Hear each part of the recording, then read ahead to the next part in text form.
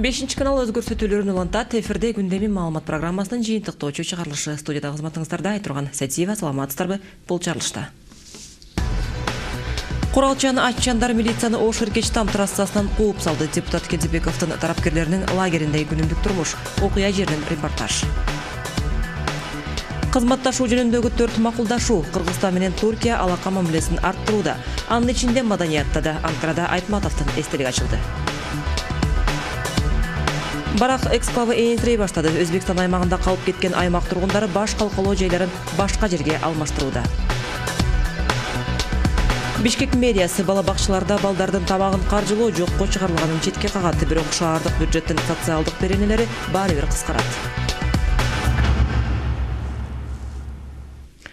Алай районунда милиция офицеринин сабалыш фактысы боюнча кылмыш иши козголду. Күн мурун Ахматбек Келдибековдун митингчи тарапкерлери укук коргоо органдарынын кызматкерлерине кол салышты. Бул туурасында Ички иштер министрлигинин Ош шаары жана Ош областынын башкы башкармалыгынын пресс кызматы билдирет. Окуя түшкү бирлерде орун алды. 10 чакта атчандар кара бет капчан, таяк жана камчылар менен куралданып, митингчилер арасында түшүндүрүү иштерин жүргүзүп жаткан Ички иштер башкармалыгынын 10-бөлүмүнүн башчысы Алмазбек Маматовду ортокмок калышты. Ош Иркеч-Там унаа жолу дагы деле жабыктырат. Кененирээк Самат Качкыновдун материалында. Ош Сарыташ Иркеч-Там жолу буулуп турганына 9 күн болду. Сопугоргон аталышындагы өтмөккө камактагы депутат Ахматбек Келдибековдун тарапташтары чатыр тигип жайланып алышкан. Экс-депутаттын айылдаштары аны бошотууну талап кылышууда. Болбосо акырына чейин турушаарын убадалашат.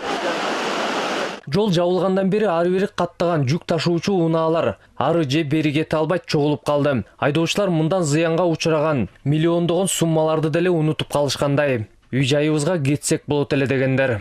Не очень-то приятно сидеть. Албетте үйдү сагындык. Мен 3 жумадан бери үйдө боло элекмин. Минтип турганда мага кесиптештериме кандай пайда? Жолду тозбой саясий жактан бир нерсе кылып өзүлөрүнчө чечишип алышса болмок. Жөн эле күнөөсү жок адамдарды кыйнабай.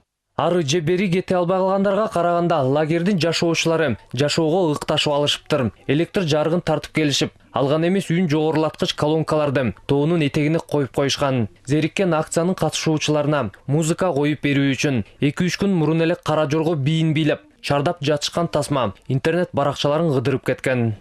Калган убакта бул жерде кадимки эле жашоо өкүм сүрөт. Тамак жасашып, аялдар кезектешип идиш аяк жууп күн өткөрүшөт. Улуу урактарына болсо башкы миссия жүктөлгөн. Кесме, жашылча жемиш, эт сыяктуу азык-түлүк камылгасын көзөмөлдөшөт. Азык-түлүк кампанын башкаруучусу, экс-депутаттын эжеси Чынара Келдибекова митингде эмне кылыш керек, кандай кадамдарга баруу керек деген өңдүү көрсөтмөлөр телефон аркылуу келип түшүп турат экен. Жергиликтүү жашоочулар айткандай, камактагы депутат жердештеринин аракеттерин толук колдоодо. Ну и что у него есть там? Эми анын 3-4 квартирасы, 3-4 машинасы болсо эмне болуптур. Азыр эл мына биз деле бизнес менен алектенебиз да. Бул элдердин баарынын эле балдарынын бизнестери. Шаарда үйлөрү бар. Бул дагы коррупция болобу? Занимается. У всех есть в городах дома, машины. Разве это коррупция? Кызыгы Келдибеков ооруканага жолдун жабыгынан улам. Убагында жетпей каза тапкан наристе жөнүндө кандай ойдо болду экен? ИИМдин маалыматы боюнча 1-июнь күнү 3 айлык ымыркайды райондук ооруканага алып бараткан автоунаа өтө албай калган. Көпкө кармалып, кечигип жеткирилген баланы дарыгерлер сактап кала алышкан эмес. Эми медиктер ымыркайдын каза болушуна митингчилер күнөөлүү эмес деген ойду карманып калышыптыр. Мен өзүм келип, ушул жерден элдерден суранып, баланы өзүбүздүн коштобузда Алай аймактык ооруканасына өткөзгөнбүз. Бул жерде бизде болгону бир 2-3 мүнөт гана кармалган, болбосо токтоосуз өткөн.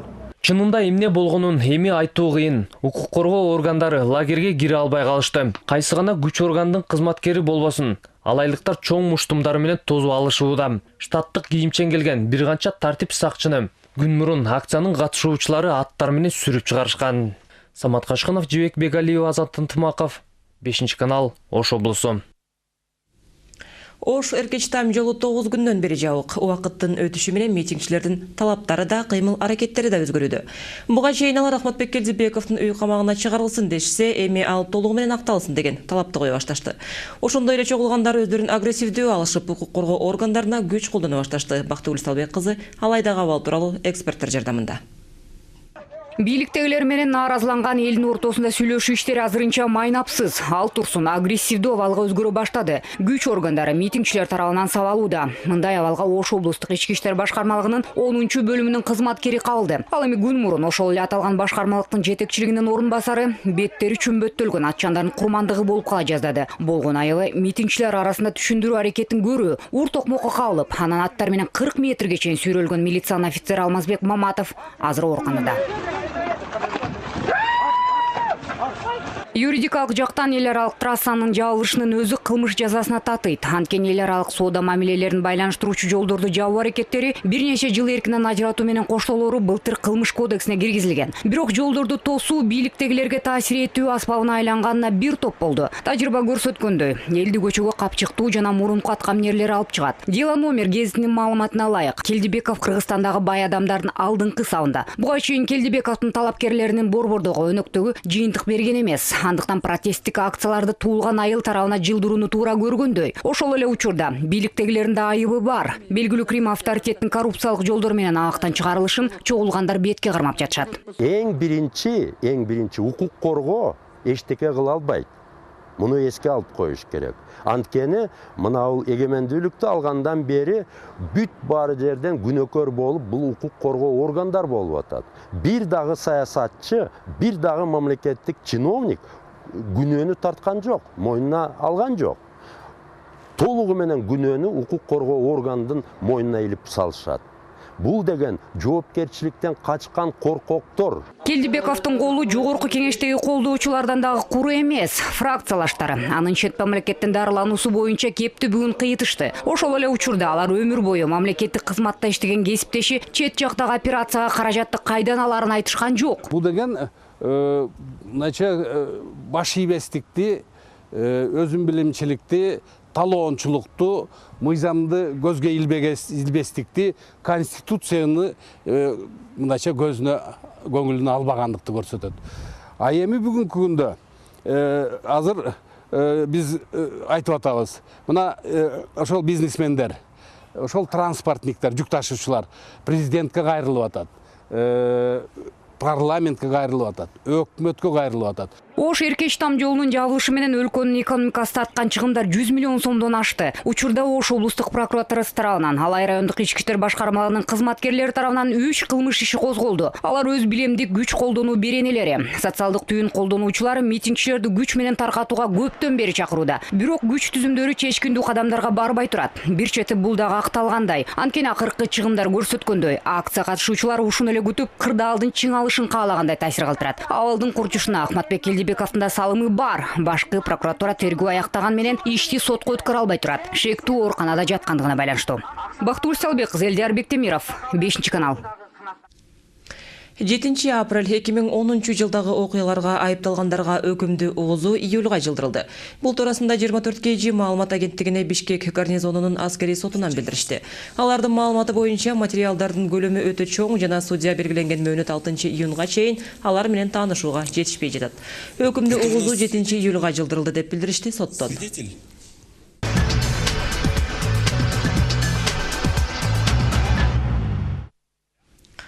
Президент Алмазбек Атамбаев Туркия жетекчилигинин чакыруусу боюнча жумушчу сапары менен Анкарада.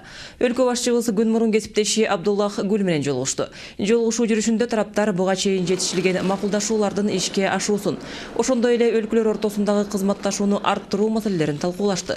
Анын ичинде маданий гуманитардык жана соода экономикалык тармактарда. Негизинен мамлекет башчылары экономикалык кызматташууну тереңдетүү зарылдыгын белгилешти. Туркия медиктери жылына Кыргызстандын 100 жаранын акысыз операциялайт. Бул Анкарада эки өлкөнүн саламаттыкты сактоо министрлеринин ортосунда кол коюлган макулдашуунун бир пункту. Документке президент Алмазбек Атамбаевдин визитинен жана Туркия премьер-министри Реджеп Тайып Эрдоган менен сүйлөшүүлөрдүн жыйынтыгында кол коюлду. Кененирээк Айдай Аманкулова. Кыргыз-түрк мамлекеттер аралык стратегиялык кеңешине журналисттер катыша алган жок, жабык эшик артында өттү. Тараптар олуттуу маселелерди фотоаппарат камераларсыз чечип алууну эп көргөн.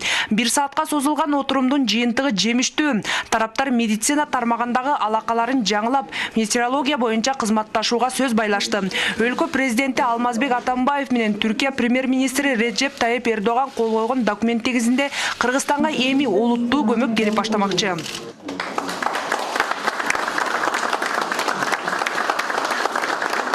Андан соң Кыргыз президенти менен Түрк премьери калемгерлерге кеңештин чечимдери боюнча билдирүү таркатып суроолорго жооп беришти. Өлкөнүн бажы бирлигине болгон ынтаасын расмий Анкара кандай кабыл алат деп журналисттер кулак түрдө эле башбакан Реджеп Тайып Эрдоган муну сезген сыяктуу. Калемгерлер соол бере элек жатып эле экономикалык союзга көз карашы түз экенин жарыялады. Түркия премьеринин ишениминде келечектеги 4 элдик Кыргызстанга күчтен бермекчи. Жана бул эки өлкөнүн мамилесине зыянын тийгизбейт. Тескерисинче, келерки жылдын соңуна чейин соода жүгүртүүнүн көлөмүн 1 миллиард долларга жеткирүүнү пландашууда. Азырынча товар айлантуу 400 миллиондон ашыгыраак. Бажы биримдигине киргениңер абдан туура болуп атат. Кудай буйруса жаңы бир мүмкүнчүлүктөр ачылат деди Кыргызстан үчүн. Анан кандай бир жаман таасир бербеш үчүн, тескерисинче жакшылыкка пайдаланыш үчүн мына бул маселени да өзгөчө сүйлөшкөн турабыз. Ушул айдын 20-сында Бишкекке Турциянын экономика министри келет, урматтуу Ният Бей, жакшылап бул маселелерди да ушактан сүйлөшөбүз, тийиштүү документтерди даярдайбыз. Бул арада Манас аба майданындагы жарандык хак куруу долбооруна Түркия катышабы белгисиз. Бул багытта аталган өлкөнүн тажрыйбасы мол. Түркия экономика министри Кыргызстанга келгенде бул маселе көтөрүлүп калышы мүмкүн экендигин эки өлкө жетекчилери четке кагышкан жок. Кыргыз тарап өнөктөштөрүнө ири проектиге катышуу сунушун беришкен. Ал жерге кайсы мамлекет келем инвестиция жасайм десе, биз ар бир мамлекетке сүйүнөбүз. Ал мамлекеттин арасынан албетте мына бүгүн биз сунуш кылдык. Түркия мамлекетине дагы биздин тышкы иштер министри Эрлан Абдулдаев айтты. Ушундай бир каалоо тилек бар болсо, сиз да келсеңиз болот. Бирок бардыгын мезгил көрсөтөт. Бул арада расмий Анкара боордош калкка мындан ары дагы жардам берүүсүн улантмай болду. Карапайым калк үчүн жагымдуу жаңылык ириде Түркия кыргызстандык туугандарынын саламаттыгы үчүн кам көрмөкчү. Yani Kırgızistan ден соолугу начар, Кыргызстанда даарыланууга мүмкүн болбогон, катуу ооруган бейтаптарды даарылап, керек болсо операция жасап берүү милдетин Түркия өз мойнуна алат. Буга чейин жылына 25 кишини кабыл алып жүрсөк, бул санды биз 100гө жеткирдик.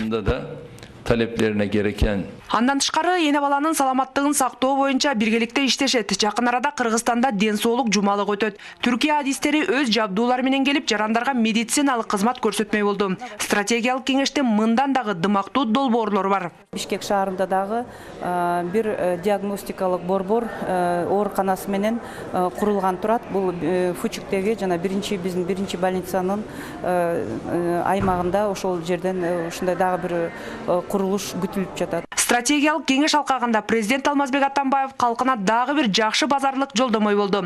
Көптөн бери жаңыланбай турган тарых музейинин кайра жаралуусуна Түркия каржылык көмөк көрсөтөт. Билесиңер, Кыргызстандын борборунда Бишкекте турган тарых музейибиз чындыгында Ленин музейи.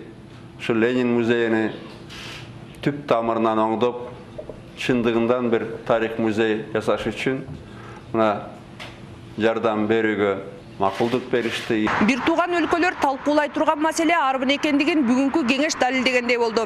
Анкаранын сааты кечки 9-ду какканда гана отурум жыйынтыкталды. Алдыда дагы маанилүү жыйындар бар. Курорттук Бодрумда өтө турган түрк тилдүү элдердин саммити. Айдая Манкулова, Кубанычбек Мамытов, 5-канал, Анкара, Турция. Ал эми бүгүн түштөн кийин президент Алмазбек Атамбаев Анкара шаарында Чыңгыз Айтматовдун эстелигин ачуу салтанатына катышты. Мамлекет башчысы өз сөзүндө Чыңгыз Айтматов бүткүлүү түрк дүйнөсүнүн чыгаан инсаны болгондугун белгиледи. Мамлекет башчысы жалпы Кыргызстандын элинин атынан Түркия өкмөтүнө жана Анкара шаарынын жетекчилерине Чыңгыз Айтматовдун ысымын Борбор шаардын проспектисине ыйгаргандыгы жана улуу жазуучунун эстелигин орноткондугу үчүн ыраазычылык билдирди. Анкарадагы жаңы райондордун бири. Мына бул көчөгө 1 жыл мурун Чыңгыз Айтматовдун ысымы ыйгарылган. Залкар инсандын 85 жылдыгына карата. Бүгүн болсо көчө боюна жазуучунун бюсту орнотулду. Айкелди ачуу азебин Атайын өлкө башчынын Түркияга болгон сапарына тууралашкан. Бюстун тасмасын кескен соң Алмазбек Атамбаев Айтматовду жогору баалаган түрк боордошторго ыраазычылыгын билдирди. Бүткүл кыргыз элинин атынан Анкара шаарынын мэриясына, Türk hökümetine, şahardык кеңешке терең ырзычылык билдирем. Чыңгыз Айтматов бүткүл түрк дүйнөсүнүн чыгаан инсаны, биздин жалпы руханий сыймыгыбыз. Чыңгыз Төрековичтин адабий мурасы жалпы түрк элдеринин энчесине айланды. ЮНЕСКО маалыматы боюнча Чыңгыз Айтматов азыркы замандын эң көп окулган авторлордун бири. Көчөгө ысым берүү жана бюсту орнотуу чыгымдарын Анкара мэриясы өз мойнуна алган. Фырат Пурташ Түрксойдун башкы катчысынын жардамчысы. Улуу инсанды өзгөчө баалайт жана сыйлайт. Китептери менен чоңойгон. Чыңгыз Айтматов Кыргызстан. Чыңгыз Айтматов Кыргызстан эле эмес, бүтүн түрк дүйнөсү бийик туткан инсан. Түркияда анын китептери өтө көп окулат. Кызыл жолук жалжалымды биз дагы фильм кылып тартканбыз. Аны көрбөгөн киши калган эмес Түркияда. Исимли романы. Түркияда Айтматовдун ысымын алып жүргөн бир нече жер бар. Бул райондогу көчөлөргө болсо жалаң түрк элдерине таанымал инсандардын ысымдары ыйгарылган. Маданий иш-чаралардан соң дароо Алмазбек Атамбаев Бодрумга учуп келди. Эртең Азербайжан, Түркия, Казакстан, Кыргызстан президенттеринин катышуусунда саммит өтөт. Буга биринчи жолу түркмөн башчысы конок катары келди. Башкы темалардын бири туризм болору белгиленүүдө. Андыктан президенттердин дүйнөдөгү бейиш жерлердин бири атыккан Бодрумда жолугушуусу дагы бекеринен эмес. Айдай Аманкулова, Кубанычбек Мамытов, 5-канал, Турция, Бодрум. Манас аба майданында жабылган АКШнын жүк ташуучу борборунун ордуна убактылуу улуттук гвардиянын аскер бөлүктөрү жайгашмай болду. Анткени менен аэропортту эл аралык хабка айландыруу аракеттерине байланыштуу кыргыз тарап инвестор издөөнү далилдантууда. Буга чейин Манасты иштетүү боюнча 8 чет элдик компаниядан сунуш түшкөнү айтылган. Манас аэропортун дүйнөдө бир эле учурда жүргүнчү да жүк ташуучу да жайга айландыруу боюнча сүйлөшүүлөр кандай жүрүүдө, Айгерим Жаныкулов айтып берет. Америкалык аскери базадан чыгарылышынан кийин өлкөнүн башка аэропорттун эл аралык хабка айлантуу тилеги чагыла айтылган. Бул өз кезегинде өлкө үчүн андагы жүргүнчүлөр үчүн да пайдалуу. Андыктан жыл ичинде 1,5 миллиондон ашык адамды тейлеген аэропорту дагы кеңейтүү пландалган. Жүргүнчүдү же жүктү аба менен ташуу ишинде тездик, тейлөө сапатынын жогорку деңгээлде болушу да маанилүү. Ошондо гана стратегиялык жактан маанилүү түйүндө транспорттук коридордун борбору Кыргызстан үчүн миллиондон каражаттарды алып келмекчи. Авиахаб дегенибиз ошол эки эл аралык жүргүнчүлөр дүйнө жүзүндө азыр жылдан жылга авиация өнүгүп, ошо жүргүнчүлөр көп учурда жергиликтүү транспорт эмес, авиацияны колдонуп баратканы ошо тенденция көрүнүп жатат. Жылдан жылга дүйнө жүзү боюнча авиация тармагы 10-15% өсүүдө. Демек ошол эки чоң дүйнөлүк жүргүнчүлөр жана жүк ташуу агымына биз кошулуп, ошол агымды бизге тартып алышыбыз керек. Инвестициясыз Манас аэропортунун келечеги жок экенин айткан Илим Карыпбеков дээрлик бир канча инвесторлор менен сүйлөшүүлөр жүрүп, башкаларын издөө дагы уланып жатканын айтат. Ушул кезге чейин Түркиянын аэропортторун башкаруу боюнча мамлекеттик дирекциясынын ортосунда кызматташтык боюнча меморандумга кол коюлган. Мындан башка үстүбүздөгү жылдын февралында Кыргыз өкмөтү менен орусиялык Ростнефть компаниясынын ортосунда атайын меморандум түзүлгөн. Аталган компания Кыргызстандагы Манас жана башка аэропортторго $1 миллиард тегерегинде инвестиция салмак. Бирок көп өтпөй өкмөт үйүнүн жанында жарандуу коомдун ондой өкүлдөрү нааразычылык акциясына чыгып, Манас аба майданынын 51% акциясын орус тарапка сатуу боюнча меморандумга каршылыгын билдирип чыгышкан эле. Анткени менен өлкө президенти Алмазбек Атамбаев Манас сатыла турган болсо, 8 компаниянын ичинен ылайыктуусу бул Ростнефть экенин берген интервьюларында ачыктаганы бар. Бул жөн жерден эмес, бул тарап Манасты арзан авиакеросин менен камсыздаганы дагы чоң себеп. Бирок бир нече ай өткөн соң Ростнефть аба майданына инвестиция салуудан баш тартканын өлкө башчысы Талас облусунда иш сапарында эл менен жолугушуп жатып билдирген. Алмазбек Атамбаев сатууга каршы чыккандарды аэропорттун келечегине балта чаап жаткандыгын айткан эле. Андыктан мамлекеттин ичиндеги олку-солку болгон жагдай оң жыйынтык бербейт. Инвесторлордун баш тартуусуна ушул сыяктуу нааразычылыктар себеп болушу мүмкүн экендиги айтылат. Ошентсе дагы инвесторлор саясий стабилдүүлүк орун алган мамлекеттерге бараары туруулуу иш. Инвестор тартып келиш бул оңой процесс эмес. Бул абдан кыйын жумуш. Буга кошумча Кыргызстанда экономикалык абал, саясий абал өтө стабилдүү болбогондуктан, Ал жерде дайыма митинг болуп аткандыктан, улам жолдорду тосуп салып аткандыктан, кайсы бир жерде ыз учуу чыгарып бир тармакты токтотуп салып атканда, ушундай абалда инвесторду тартып келип бизде аябай жакшы бизнес жасаса болот деген бул өтө кыйын нерсе да. Бизде Кыргызстан жөнүндө ошо өлкөлөрдүн баары билишет. Бул жерде болгон тобокелдикти дагы абдан чоң баалашат да. Бул жерде тобокелдик абдан көп экен, анын пайызы абдан бийик экенин билип, ошондуктан тартып келиш абдан кыйын. Ошентсе дагы ошого карабастан биз бул бир гана ошо мүмкүнчүлүгүбүз инвестор деп азыр болгон күч аракетибизди дагы жумшап жаткан учурубуз. Ошентсе дагы башка инвесторлорду издөө улантылууда. Дүйнө жүзүндөгү, ошол эле Лондондогу Хитроу өңдүү аэропорт хабтардын деңгээлине жетиш үчүн заманбап технологиялар менен жабдылып, аба мейкиндиги аркылуу жүктөрдү алуу, сактоо, жөнөтүү кызматтары талапка жооп бериш керек. Бул үчүн көп каражат талап кылынат. Андыктан ири борборго келечекте бир канча инвесторлор тартылышы мүмкүн. Бир учурда бизде 7, 8, 10, 15 инвесторлор ар кайсы тармакта ишин алып барса болот. Ошондуктан биз мисалы бир эле инвесторго баары менен толугу менен берип салат деген маселе таптакыр коюлган жок, мындай суроо да коюлган жок. Бардык инвесторлор менен сүйлөшүп атабыз. Өзүңүздөр билесиздер, жакынкы арада эле биз Түркия мамлекеттери менен дагы кызматташуу, ушул багытында кызматташуу боюнча меморандум түзгөнбүз. Алардын бизнесмендери менен жана ушу авиация багытындагы чечим кабыл алуучу адамдар менен биз меморандум түзгөнбүз. Ошол меморандум негизинде мынакей бүгүнкү күндө ушу наземное обслуживание деп коет. Учак жерге конгондо ошоки жергиликтүү кызмат деп коет. Ошоки жергиликтүү кызмат боюнча биз алдын ала эле ошо инвесторлор менен сүйлөшүп атабыз. Балким ошо жергиликтүү кызматты биз ошоки түрк компанияларга беришибиз мүмкүн. Ал арада инвесторлор менен сүйлөшүү жүрүп, дагы бир топ суроолор чечилгиче ижара акысы үчүн жылына $60 миллион төлөп келген транзиттик борбордун каражатынын орду бош бойдон калууда. Манас аэропорттун жетекчилиги болсо транспорттук хаб курулушу 5 жылдан соң гана өз жемишин бериши мүмкүн экендигин айтат. Айгерим Жанкул кызы, Урмат Мамбеталиев, 5 канал.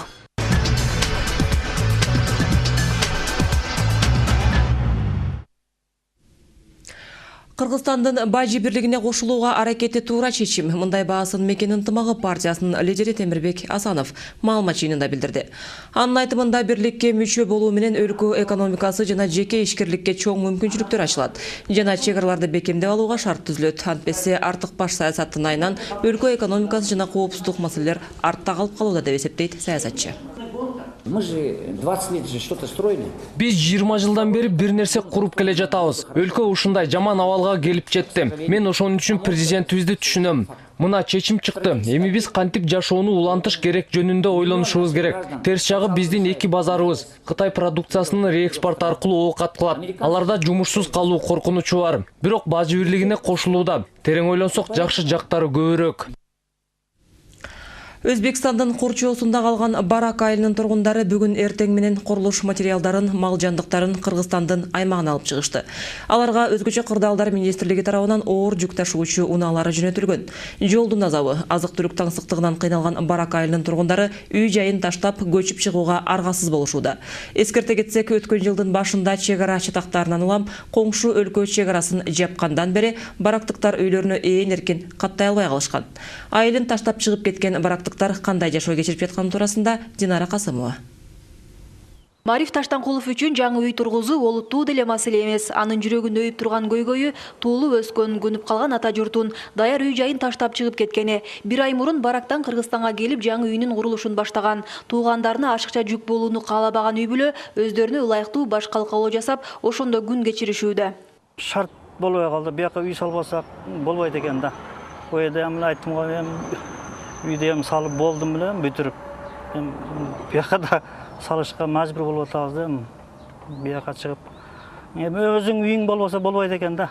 Биякта өзүңүздүн бир кеңир өзүң үйүң болбосо бир кеңир отуруп жакшы жүрө албайсың. Ошого быйыл баштап бүтүрүшкө аракет кылып атабыз. Тууган уруктар, башкалар ошо жардам берип атат. Ал эми Айсалкын Субанова анклав ичинде азык-түлүк тамак аштан кыйналып, неберелери менен уулунун үйүнө көчүп кирген. Малдарында сатып, жери менен үйү калды. Айылда мурдагыдай жашоо болорунан таптакыр үмүт үзүлгөндөй.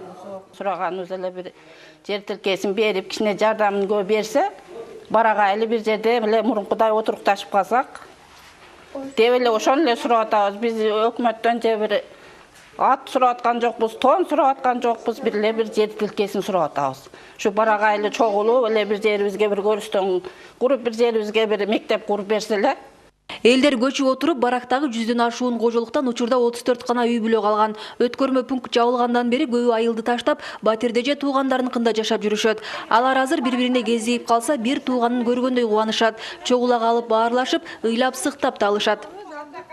Барак жоюлуп амеле кетет балам, бу жоюлуп амеле кетет. Биз төңүлүп бүттүк. Bir жылда bir жолу эле барам мен, барам албайм, Карыганада 10 саат жүрүшөм кыйын экен да.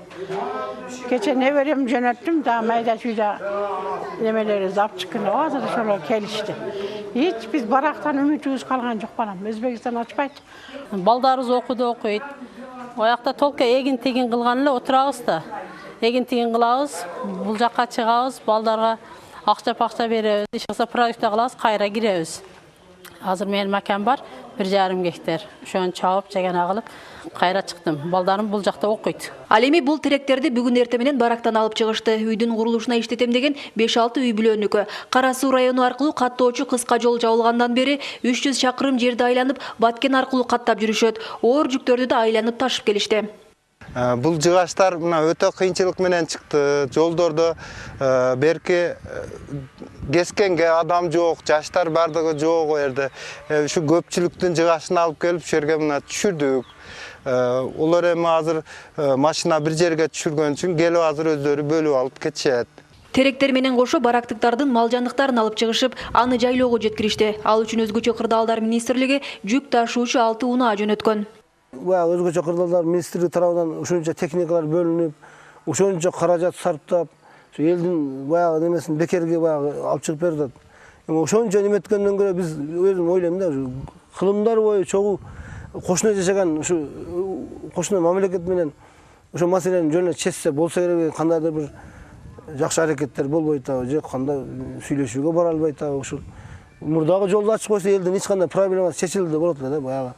Бияка экиге бөлүнбөй, кыйналып бирөөлөр үйүндө жашабай. Сен аны баары бир өзүңүн элиңе жетпейт экен. Эгерде өкмөт коңшу мамлекет менен тең ата сүйлөшүп, 1,5 жылдан бери ордунан жылбай келген маселени оңуна чечпесе, Кыргызстан жерин Өзбекстанга тартырып жибериши толук мүмкүн дешет барактыктар. Мындан тышкары көчүп чыга албай калган мекендештерибиздин тагдыры кандай болорун айтуу кыйын. Учурда баракта 40 эле адам калганы айтылат. Динара Касымова, Талай Шабанов, 5 канал. Жакынкы 2 жылда Ош шаары газ менен 100% камсыздалат. Бул туурасында Түштүк Борбор мэриясынын пресс кызматы билдирет. Мындай билдирүүнү Кыргыз Газпромдун Оштогу өкүлчүлүгүнүн башчысы Маматкалык Аматов Орусиялык Газпром менен сүйлөшүүлөрдүн жыйынтыгында билдирди.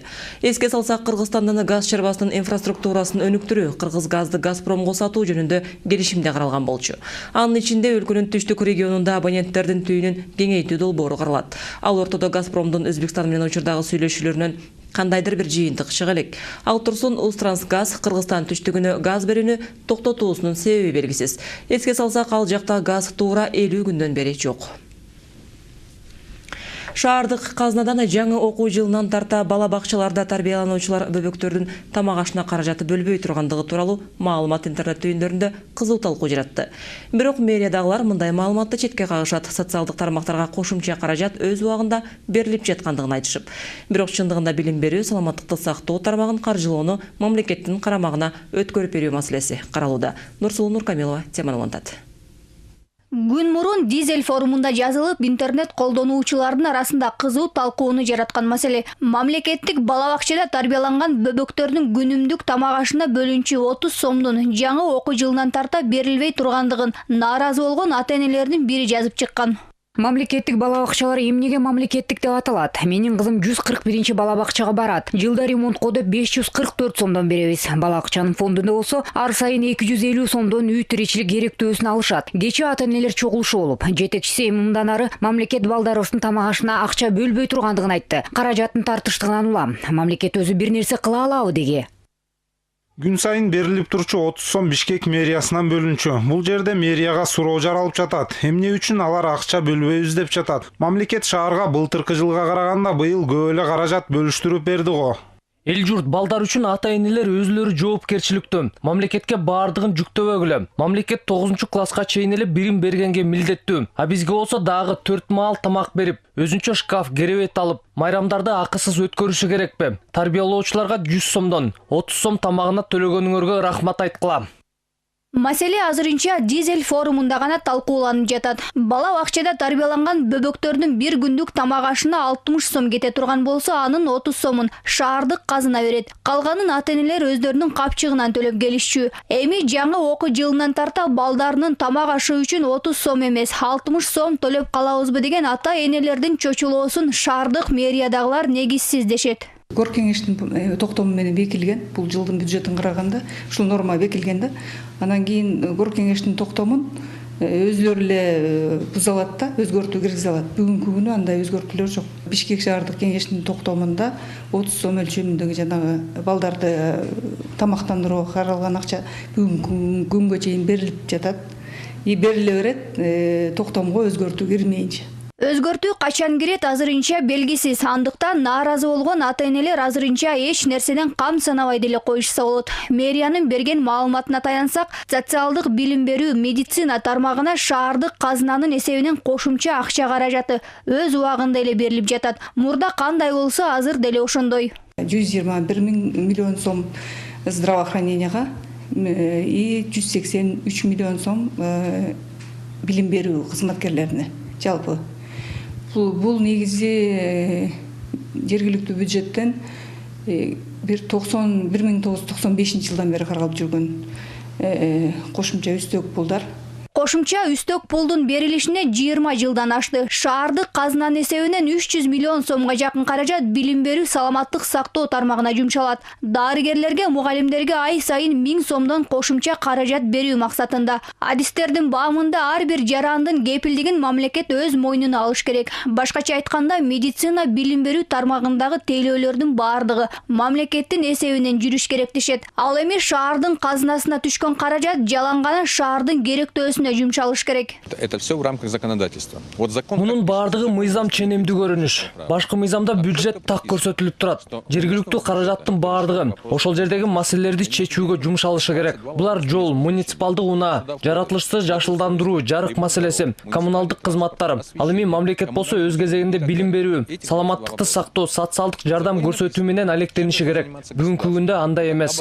Учурда шаардык казынадан бөлүнүп жаткан каражат Ордо калаанын керектөөлөрүнө жетишсиз. Ошондуктан шаар башчы каржы жаатында бир аз өзгөртүүлөрдү киргизүүнү чечкен. Бишкек шаарынын жаңы өнүктүрүү программасына алайык, социалдык тармакта иштегендер шаардык казынанын эсебинен эмес, мамлекеттин каржылоосуна өтүшү мүмкүн. Үстөк пулга бөлүнгөн каражат болсо шаарды өнүктүрүүгө жумшалмакчы. Мисалга айдоочуларды түмөн түйшүккө салып келген жолдорду оңдоп түзөө үчүн. Бүгүнкү Бишкек шаарынын бюджети 150 гана миллион ошо жолдорго чыгарылат да. Аны эсептесек, бул 3 километр жолго жетет да. Ошондой эле тротуарларга бүгүнкү чыгарылып аткан каражаттар 50 миллион эле тротуарларга да. Ошондой каражаттар өсүп аткан шаарга жетиштүү эмес. Анткени бүгүнкүдө Бишкек шаарында 1 миллиондон көп тургундар бар. Бишкек шаардык депутаттар да өз кезегинде жаңы дайындалган мэрдин программасын карап чыгып, киргизиле турчу өзгөртүүлөрдүн бардыгын акыл калчап чечкенге аракет кылаарын айтышат. Өз кезегинде дарыгерлер менен мугалимдердин суроо талаптарын эске алуу менен бирге. Я думаю, что... Мен оюмча, калачандар менен мугалимдердин арасында бир аз түшүнбөстүк болуп, башка дагы пикирлер жаралышы мүмкүн. Себеби дегенде, мындай практика болгон. Билим берүү тармагын республикалык казынанын эсебине өткөрүү боюнча чындыгын айтыш керек. Ошол кезде айлык маяналар өз убагында берилген эмес. Шаардык кеңештин депутаттары бардыгын карап чыгып, педагогдор менен дарыгерлердин пайдасына чечкенге аракет кылабыз. Шаар мэринин программасында көрсөтүлгөндө 2015 жылга чейин саламаттык сактоо тармагын, 17 жылга чейин болсо билим берүү чөйрөсүн толугу менен республикалык казынанын эсебине өткөрүп берүү каралган. Бирок азырынча маселе чечиле элек. Шаардык кеңештин депутаттары маселени карап чыккан соң өкмөттүн кароосунан өтүшү керек.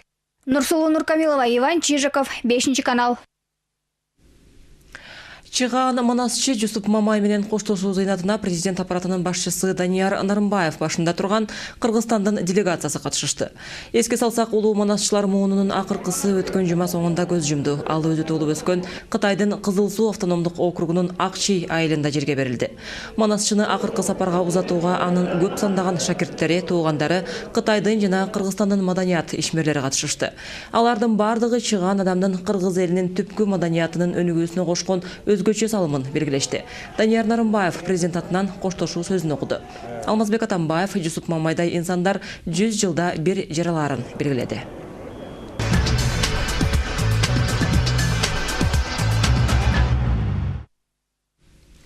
Орус православдык чиркөөсүнүн Бишкек жана Кыргызстандык епархиясы тарабынан оюшулган достук зыяратчылык круизинин катышуучулары Бишкекке кайтып келишти. Зыяратчылар 2 жума аралыгында 10дон ашуун Орусиянын шаарларында болуп, православдардын ыйык делген жерлерин көрө алышты. Иш-чаранын катышуучулары 300гө жакын Кыргызстан, Өзбекстан, Молдавия, Казакстан, Тажикстан жана Орусия өкүлдөрү саякатын кеме, учак жана поездде жасашты. Катышуучулардын эң улуусу 86 жаштагы кыргызстандык, ал эми эң кенжеси 1 айлык орусиялык бөбөк. Чексиз ыраазымын. Бизге ушинтип быйык жерлерди көрсөтүүнү уюштуруп жаткандарга. Эч бир тоскоолдуксуз ыйык жерлерге жада калса кол тийгиз буюмдарды да кармап көрө алдык. Күндеми мына ушундай жаңылыктар менен бүгүнкү чыгарылышын жыйынтыктайт. Түнүңүздөр бейпил болсун. Кайрадан эфир аркылуу амандашканча саламатта калыңыздар. Хондроксид орну басып кана койбостон, муундарды артроздон жана остеохондростон дарылайт.